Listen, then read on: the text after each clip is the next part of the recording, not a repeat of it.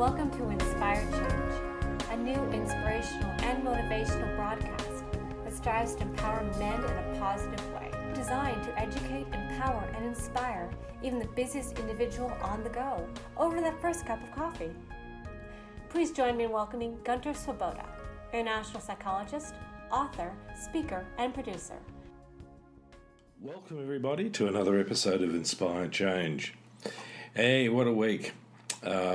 As I said before, a lot of stuff can happen in a week, even when we're in lockdown. So yes, Sydney continues to be locked down. The figures are not good. They're getting actually worse. So we'll be here for quite a while. So this is probably a good time to really focus on maybe, not just looking after ourselves physically and socially, but also seeing whether we can tap into improving our minds or expanding our minds or reflecting on things that are actually really, really important to us and possibly other people. That includes particular attitudes and beliefs about things that are either real or not heavily. I love fantasy fiction, but I'm not heavily into fantasies that stem from conspiracies, lack of evidence, and then are imposed on others. So just a bit of thought on that, folks. This is a time particularly when I think it's very, very useful to treat each other in a way that is caring, respectful, compassionate, and above all, tolerant. We are not little islands unto ourselves that float about without any contact on others, and therefore without consequences. Everything that we think, feel, and do has consequences, and shouldn't we really think and feel and do things in a manner that's going to help make us individually a better person, but also live in a better community, a better society, a better culture. Now, one way of thinking about this is, as I started in the last session, is about being mindful. And the last episode of the podcast, I spoke about mindful listening. As a therapist, one of the things that I had to learn and had to practice was very thoughtful communication. So therapy and counselling is not just having a chat together. We're not just doing this over a cup of coffee and shooting the breeze, folks. It's a very intentional, meaningful conversation in which I, as the therapist and the counsellor, have a lot going on, actually. Part of it is obviously empathy, listening, speaking, and that entails a whole range of little sort of sub-skills. And I want to extrapolate that into our day-to-day relationships because I think it's really, really important. As I said before, one of the things that I see with lots of couples is that a lot of times their relationship is in difficulty because their capacity to communicate effectively is somehow lacking. Okay, that might be because we're often coming at a place from frustration, anger, hurt, and we often say and do things that really destroy the trust in a relationship. Now, I'm going to operate on the assumption that most of us don't want to do that, really. We're not here intentionally to hurt others. We're here ultimately because we want to love, we want to be loved, and we want to take care of those that mean something to us. That doesn't matter whether you're a husband, a wife, or a parent, or in fact a co-worker. So stepping forward from the idea of mindful listening, and please, if you haven't heard the previous podcast, go back, tune in, check it out, and reflect on it. In this week's podcast, I want to focus on mindful speaking, which is obviously an important part of communication. Communication consists of listening, speaking, and the non-verbal stuff. How I say things, how I express myself. And importantly also, for a lot of us, especially us as men, is we need to take into consideration our body language.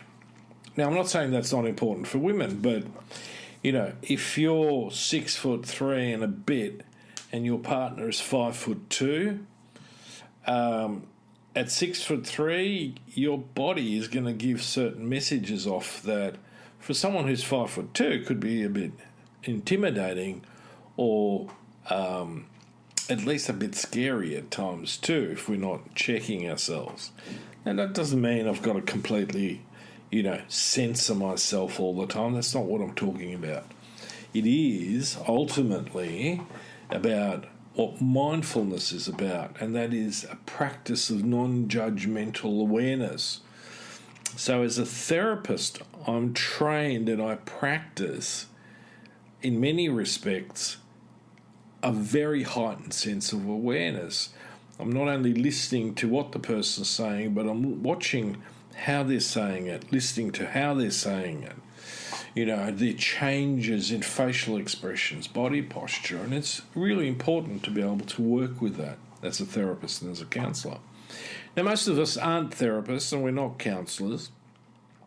We happen just to be ordinary people and in relationships. And part of that is, hopefully I want to make a difference in that. I want to have relationships that are growing, that are healthy, that are expanding, and, for both of us. So let's talk a little bit about putting mindful listening alongside mindful speaking. So what do I mean by that? Well, firstly, let's pay attention to the non-verbal stuff, facial expressions. One of the things that I often get working with teenagers is at certain points I'll get the eye roll or the shoulders droop and there's a deep sigh. So it's also really important to take a note of that, okay, as a parent too.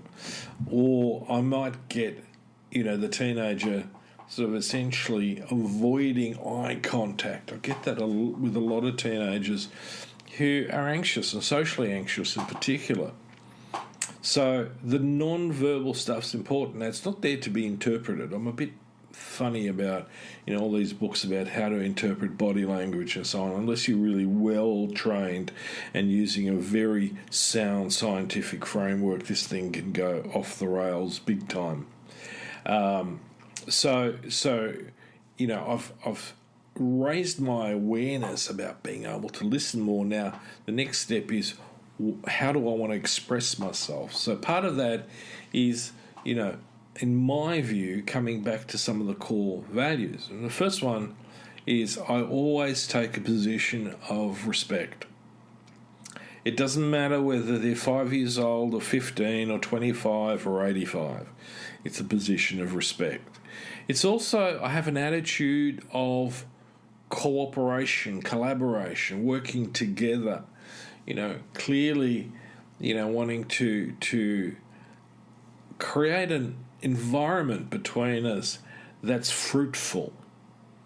So I want to be able to make sure that my approach to engaging with this person and speaking my truth is respectful, it's attentive, it's using language that is not going to offend. Now, the other part of it is that quite often when we have to enter difficult conversations, we have a tendency of getting a little bit anxious. And so when a lot of us get anxious, we start to speak quickly.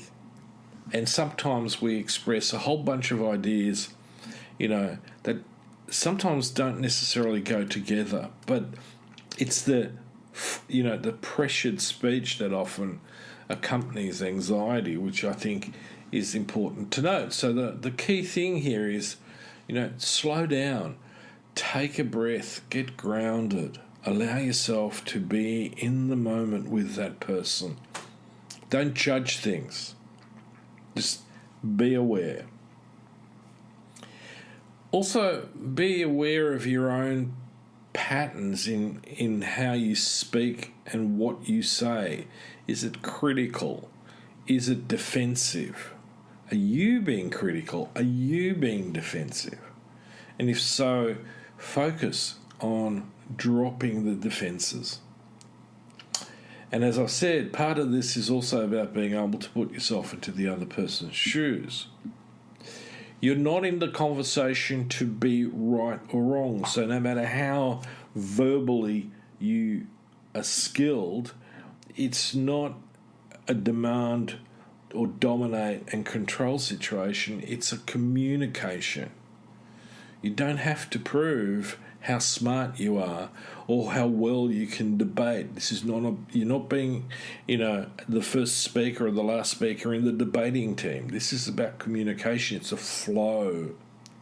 And I want you to really take that on board, because in a lot of relationships, the relationship breaks down because there's this fight about who's right and who's wrong. And it is very much the least important thing on the agenda. In fact, take it right off the agenda. So, think about the words that you use. Imagine that your friend did something that made you really upset. And all you feel like doing is yelling at them about how bad a friend they are. So if you start yelling, how do you think your friend's going to feel? Now let's replace friend with wife, husband, child, teen. It's not going to be a very fruitful communication or discussion or a meaningful conversation. So pick your words carefully. You know that old saying about sticks and stones may break my bones, but words will never hurt me? It's rubbish. Some of the most long-term scars and wounds that I've worked with people on have been not physical violence, but emotional violence, verbal violence. So it is really, really important to choose your words carefully. Okay? So be mindful of all these things. The other part is be mindful about how the other person is responding to you. We generally give off signals where we go, I'm not sure the person's really with me. If so, stop. Check it out. One of my memes is, if in doubt, check it out. And I think it's a really useful, and especially when we're looking at communicating mindfully. It's in that space where we begin to really start connecting. Good eye contact, not hanging over someone, not folding your arms. Be open in your body language. Use words that are not loaded.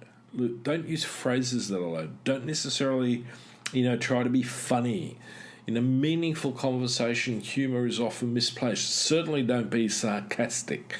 Sarcasm it can be an extraordinarily damaging way of communicating with someone, because it's fundamentally often in the situation hostile.